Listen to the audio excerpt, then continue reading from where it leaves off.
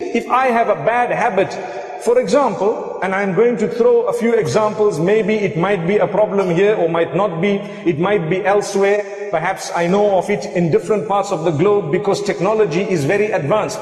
The problem of pornography that we have today, it is a fact that people sometimes have access to pornography on their phones or on the internet. Wallahi, it is our duty to change our lives.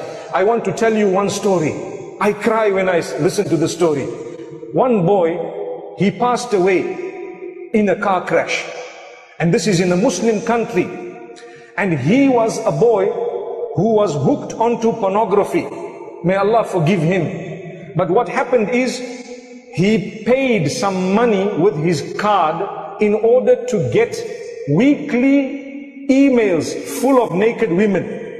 So his friends told him that, you know, we don't want to all pay. Why don't you pay, and when the email comes to you, you can send it to us. So he had a group of so many friends. He used to send the email. Once it comes to him with all the pictures, he sends the pictures by email to his friends.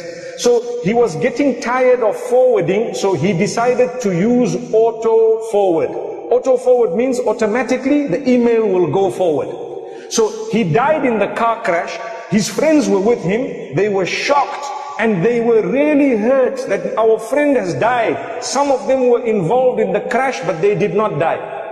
So what happened is, a few days later, when they met at his house, they were crying so much because they said to the sheikh that, Sheikh, every week we are getting emails from this man, but he is now in his grave. Allahu Akbar, Allahu Akbar. Look at this.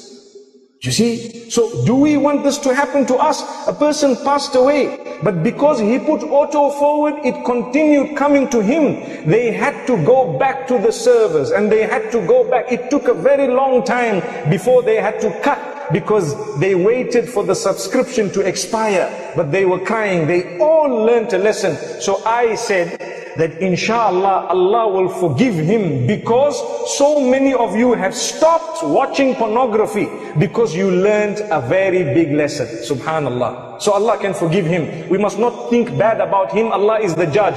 We are not there to judge anyone. So we ask Allah, but we learn a lesson. So I say in Ramadan, think about it. Those who have bad habits, if we die whilst we are engaged in something very bad, it will be an embarrassment for us. We'd rather become better people as we go. One day, I was sitting in one lecture of a very senior sheikh, and he said, think about how long you want to live.